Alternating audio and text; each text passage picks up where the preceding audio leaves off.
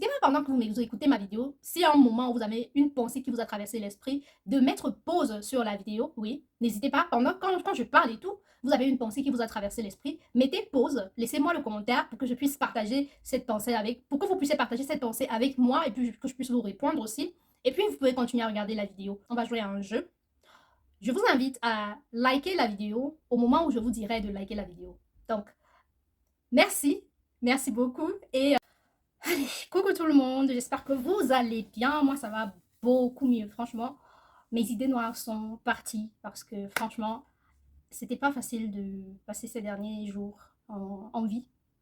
Et j'ai pu vaincre mes phobies, mes peurs, mes idées noires, ça va beaucoup mieux. Et je reviens devant la caméra pour vous dire ce qui a marché cette fois-ci, ce qui a été la cause de ma rechute, ce qui a fonctionné. Et je pense que je ferai très souvent ce type de vidéo parce que je trouve que ça apporte un plus à d'autres personnes qui regardent ma chaîne et à moi également ça m'apporte un plus et ça pourrait aider d'autres personnes qui voudraient partager mon contenu à savoir quel type de contenu partager, pas seulement des contenus tristes mais aussi des contenus où ça va beaucoup mieux. Donc, outfit du jour, c'est une robe,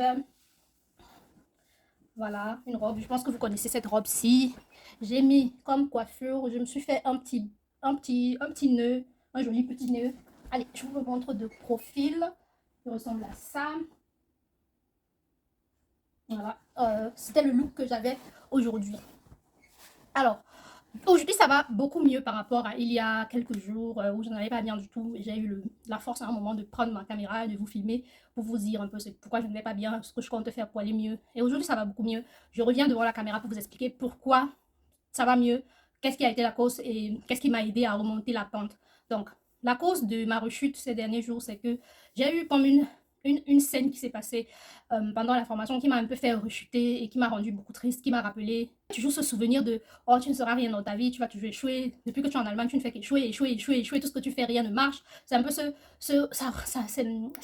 cheminement de pensée qui ne faisait que revenir dans ma tête. Et quand ça revient en boucle, en boucle, en boucle, en boucle, à un moment donné, je me dis, ah tiens, c'est mieux d'arrêter tout ça en fait parce que je me lève le matin, non seulement je souffre dans ma tête mais également mon corps commence à avoir des symptômes, je commence à avoir mal au ventre, je me lève j'ai la diarrhée, je me lève j'ai mal au ventre, je me lève j'ai mal à la tête, je commence à avoir des symptômes, tout le temps ma peau me démange, tout mon corps me fait mal, ce sont des symptômes qui pour moi aussi signalent aussi que je ne vais pas bien. Donc j'ai supporté une semaine, la deuxième semaine ça n'allait vraiment plus, donc ça a commencé un dimanche. Ça a commencé un dimanche. Dimanche, je vais 1 heure, j'ai écrit à ma patronne pour lui dire vraiment, je vais pas bien. Lundi, je n'irai pas à l'école. Le mardi, je n'irai pas à l'école. Parce que quand tu fais la formation, quand tu fais une formation, peu importe le type de formation, quand tu ne vas pas à l'école de formation, tu informes l'école et ton patron. C'est pas l'école qui doit informer ton patron, c'est à toi d'informer ton patron. Donc, quand je lui ai écrit dimanche à 1 heure, elle a su direct que c'est mort. Elle m'a écrit pour me demander, elle m'a écrit le lundi pour me demander si je ne serais pas là toute la semaine. J'ai dit, le lundi, j'ai dit non. Je me repose encore demain et puis le mercredi, je reprends le boulot, la formation. Mais le mardi, j'ai remarqué que ça n'allait toujours pas les mêmes symptômes tout le temps. J'ai pas dormi de toute la nuit de mardi. J'ai eu franchement des idées super noires. J'arrivais pas à dormir. Je passais tout mon temps sur le balcon. Je sais pas, j'avais comme cette pensée tout le temps. Arrête, c'est mieux que tu arrêtes tout ça. Tout le temps, j'étais sur le balcon, je regardais par le bas, je me disais, j'en ai marre de souffrir, j'en ai marre. Chaque fois, ça revient. Après, je me bats, ça repart. Et puis, j'en ai marre. Je souffrais tellement dans ma chair, en fait. Tellement tu souffres, en fait, tu ne ressens plus rien. Je n'avais même plus les larmes, je ne ressentais plus rien. Et j'ai pas dormi de toute cette nuit-là. J'étais toute la nuit éveillée. À un moment donné, je suis allée réveiller mon copain. Je lui ai dit, je vais pas bien, j'ai peur. Tiens-moi prends-moi dans tes bras. Donc, lui, il est très calme. Il m'a juste pris dans ses bras. Il était couché, il dormait, mais moi, je dormais pas. J'étais juste là comme ça.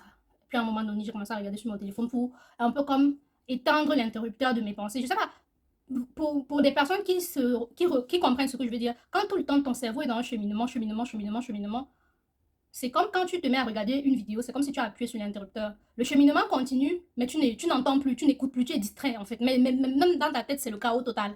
Donc, j'ai commencé à regarder des vidéos, j'ai regardé, jusque vers 8h30, je me suis endormie. J'ai dormi ce jour-là, peut-être 4 heures ou 5 heures de temps. Pourtant, j'avais pris mes médicaments. Donc, attendez, je dois aller éteindre le feu sur mon repas, je reviens. Nuit de mardi, et pour moi, c'était la pire des nuits, la pire des nuits. Je n'ai même pas eu la force de prier, de faire quoi. Toute la pensée, les seules pensées que j'avais en tête, c'était reste en vie, reste en vie, reste en vie. Tu vas y arriver, minute par minute.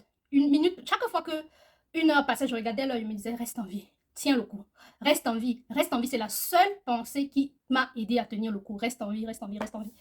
Et franchement, le mardi dernier, c'était vraiment la pire des journées. C'était vraiment la pire des journées. Et elle est passée. Donc, euh, quand je me suis réveillée ce mardi, dans l'après-midi, le soir et tout, je sais même pas si j'ai mangé un truc, j'avais pas l'appétit, j'avais de la peine à boire de l'eau, je n'avais pas l'appétit pour manger, je me rappelle même pas de ce que j'ai mangé, je me rappelle juste avoir bu beaucoup de Paulana. C'est une boisson, c'est un mélange de coca et de Fanta, c'est ce que je buvais tout le temps, tout le temps, tout le temps, tout le temps. Et manger, je me rappelle pas vraiment de ce que j'ai mangé. Le reste des jours est un peu flou parce que la seule pensée que j'essayais de garder constante dans ma tête, c'est reste en vie, tiens le coup, reste en vie, tiens le coup. Et c'était vraiment difficile pour moi. Les maux de tête, le mal de ventre, le malaise, mon corps me fait mal. J'avais mal à ce bras-ci comme ça me faisait mal. J'ai rien fait, j'ai pas fait de sport plus d'une semaine, mais tout ce bras me faisait mal. Chaque fois que je le bougeais, je ressentais une douleur. Et donc, le mercredi arrive, le mardi soir, donc je prends mes médicaments parce que comme j'ai dormi à l'heure de prendre mes médicaments qui était 8h30, c'est là où le sommeil m'a pris, j'ai dormi. Donc, j'ai raté ma dose de médicaments du matin. Le soir, j'ai pris mes médicaments assez tôt. Je me suis dit, OK, j'espère que je vais pouvoir dormir cette nuit-là. Mais c'était également un combat pour m'endormir cette nuit-là. Malgré les médicaments, je n'ai pas réussi à m'endormir avant 2h. Alors que c'est un médicament que je prends à 21h. Donc, c'était vraiment une bataille. Mais c'était pas grave. Je me suis dit, OK, je sais qu'à un moment donné, ça va fonctionner. Il faut juste que je sois patiente avec mon corps, je sois patiente avec moi-même.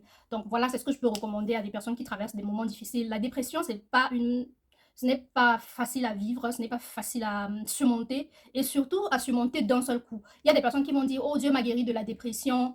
Oui, c'est bien pour vous. Mais il y a des personnes comme moi, je ne suis pas la seule sur la terre, qui ont des phases. C'est-à-dire que peut-être pendant 3 mois, tu vas bien, tout va bien. Et puis à un moment, il y a un truc qui se passe dans ta vie qui crée le déclic et puis, c'est comme si tu retombes dans tes cheminements de pensée que tu avais dans le passé. Et c'est difficile de ressortir de cette spirale infernale. C'est difficile de ressortir.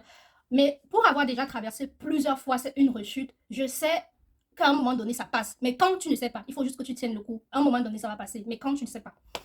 Donc, c'est le conseil que je peux donner à certaines personnes qui sont abonnées à ma chaîne. Ou alors, s'il y a quelqu'un que vous connaissez qui traverse des moments difficiles, peut-être que vous pouvez lui envoyer cette vidéo. Tiens le coup, ça peut aller. Ce qui m'a beaucoup aidé, c'est de filmer. Donc, j'ai fait la vidéo sur le journal intime. J'ai beaucoup relu mon journal intime le jeudi. J'ai beaucoup relu. Ça m'a fait rire. Je lisais à haute voix. Je lisais pas juste comme si je lisais pour... C'est vrai, j'étais seule dans la pièce, d'accord? Parce que je peux pas, je peux pas lire ça à côté de quelqu'un. J'étais seule dans la pièce, mais je lisais à haute voix. Et parfois, je lisais avec un ton comique, parfois, j'essayais de m'imaginer quel est l'état d'esprit qui m'a pris quand j'ai écrit cette phrase aussi. J'essayais de lire ça avec un ton comique. Et puis, je riais pas toujours chaque fois que je lisais, mais j'essayais un peu de retrouver ces émotions positives et ça m'a aidé à remonter la pente. Je tiens aussi à dire que les journaux que j'ai beaucoup revisités, ce sont les journaux. C'est le journal sur ma vie chrétienne, le journal sur les événements positifs qui me sont arrivés. Et en dehors de ça, j'ai beaucoup regardé les photos, les vœux d'anniversaire que j'ai reçus. À mon anniversaire, il y a des gens qui m'ont envoyé des messages, j'ai relu ces messages, j'ai regardé des photos, des événements positifs, des événements qui m'ont plu. J'avais assisté à un mariage il y a un an, j'ai regardé les photos du mariage, j'ai essayé de me rappeler les conversations que j'avais avec X, avec Y. Ce sont des choses qui m'ont un peu aidé. Entre autres de ça, j'ai beaucoup passé de temps à m'activer à la maison. Bon, quand je dis beaucoup, c'est un peu exagéré quand même, parce qu'entre dimanche et le mercredi, franchement, j'étais au lit, je me levais juste pour boire un petit coup d'eau, faire pipi, me recoucher. J'avais la force de rien, je souffrais vraiment. Donc, à partir de mercredi, j'ai recommencé à prendre soin de moi, prendre ma douche, me brosser les dents le matin, me brosser les dents le soir, prendre soin de mon visage, prendre soin de mes cheveux, prendre soin de mon corps, faire un gommage, me faire à manger, m'assurer que je boive de l'eau et non du jus. J'ai recommencé à prendre soin de moi, mais vraiment très, très...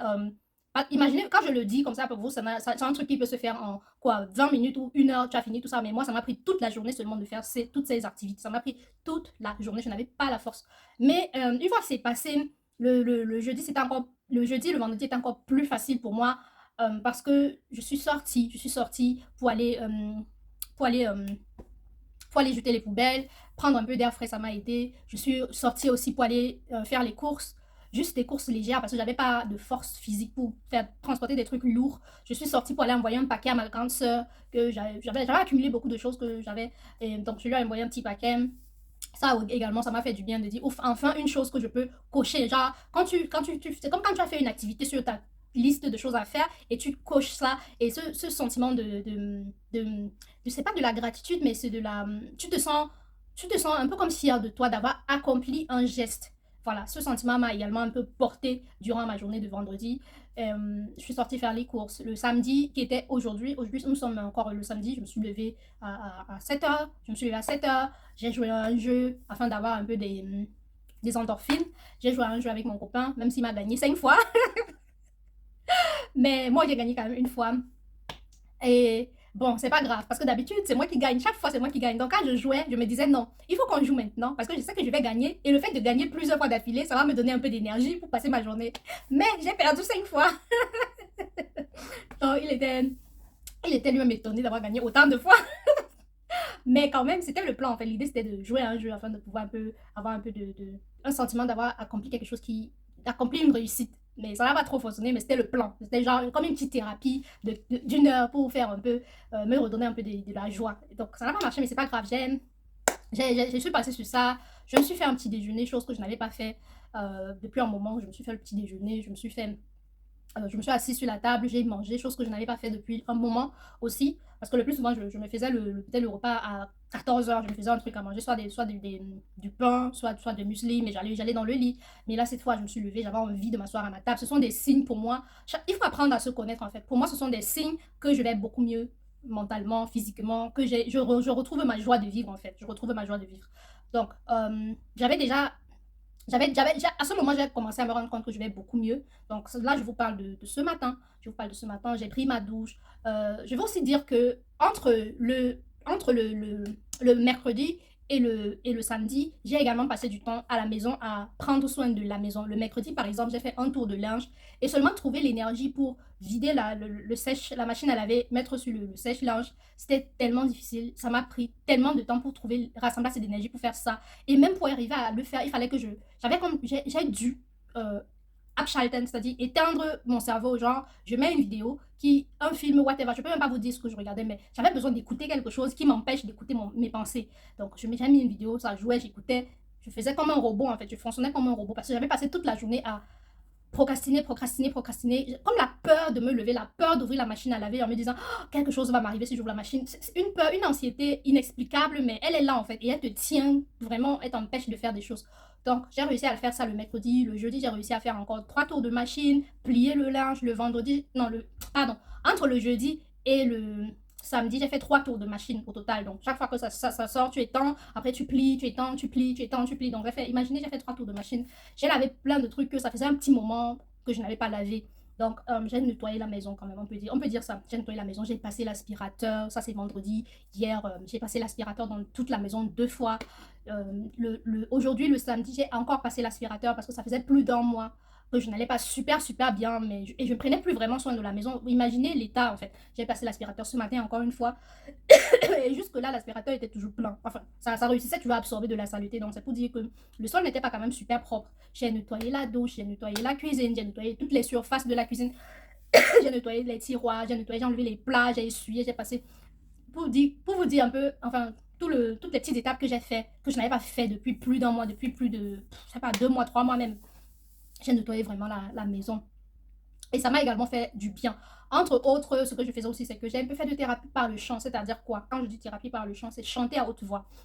Chanter à haute voix. J'ai par exemple écouté la nouvelle chanson de Annie Anzouer. Oublie mon passé. Oublie mon passé. Depuis le temps que l'on se connaît. Tu n'arrêtes pas de me faire souffrir, de me perturber en me rappelant tout le temps mon passé. Et quand je chantais ces phrases-là, je pensais à ma maladie. Je me disais, je chantais à cette partie de mon âme qui est malade, cette partie de mon âme qui tout le temps me rappelle que je porte de la noirceur en moi. Je n'arrête pas de me perturber. Ah oui, elle me perturbe depuis que je suis arrivée en Allemagne. En me rappelant tout le temps mon passé. J'ai vécu des événements traumatisants dans mon passé. Et il y a toujours des moments où j'ai comme ce déclic-là, je rechute. Je retombe dans le côté sombre et obscur de la maladie.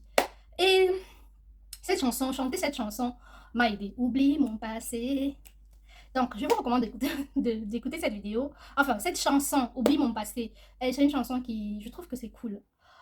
Bon, c'est vrai que la chanson qui pour moi a fait comme le déclic, c'est pas forcément la chanson qui pour vous fera le déclic, mais c'est une chanson que moi, j'ai eu l'impression que cette dame qui a chanté ces paroles a été inspirée par Dieu. C'était un peu comme une façon pour moi de communiquer avec Dieu, de parler à mon âme, de parler à Dieu, de parler à mon âme. Et c'est ce que je faisais pendant que je chantais cette chanson. Je l'ai chantée, mais j'ai saigné. J'ai appuyé sur replay, recommencer la vidéo là. Je ne sais pas, j'ai donné au moins 20 vues à la femme là, moi seule. Parce que j'ai regardé, j'écoutais, je chantais même sans que ça ne joue. Après, je remets, ça joue, je chante. Aïe! J'ai chanté cette chanson et ça m'a beaucoup plu. Donc, le fait de chanter, j'en parle ici parce que je trouve que c'est super important. En hôpital psychiatrique, tous les vendredis à 17 ou 16 heures, à 16 heures, vendredi à 16 heures, il y avait une dame ou un homme qui venait avec des livrets de chants, beaucoup de chansons internationales. Et donc, on était souvent assis en rond dans un cercle. Et puis, elle avait une guitare. Parfois, il y avait une personne qui savait jouer d'un instrument. Vous savez, les Allemands sont doués avec les instruments. Parfois, il y avait une personne qui pouvait accompagner avec un piano. Parfois, il y avait une personne qui pouvait accompagner avec un tam-tam. Bon, il y avait, le plus souvent, il y avait une personne qui pouvait accompagner, un malade aussi, comme moi, qui pouvait accompagner certaines chansons. Du coup, mais quand il n'y avait pas, elle jouait avec sa guitare ou bien le thérapeute jouait avec la guitare, les notes de chanson et on chantait, on tapait des mains, on chantait et ça faisait tellement du bien. Et elle nous disait toujours à la fin de la thérapie, continuez ça même quand vous serez chez vous. Si une chanson vous plaît, essayez de retenir les paroles. Et ces paroles-là, ce sont des paroles qui vous parlent, qui vous touchent. Et donc, on chantait ça et tout. Donc, pour moi, chanter Annie Anzouaya, chanter les paroles, ça m'a rappelé ça. Et ce n'est pas que cette chanson que j'ai chanté encore d'autres chansons qui m'ont également fait du bien. Donc, voilà, est-ce que j'ai fait le tour de tout ce qui m'a fait du bien? Donc, pour faire en résumé, tout ce qui m'a aidé à remonter la pente, je dirais, entre autres, en parler aux médecins généralistes, au Hausarzt, pour ceux qui vivent en Allemagne.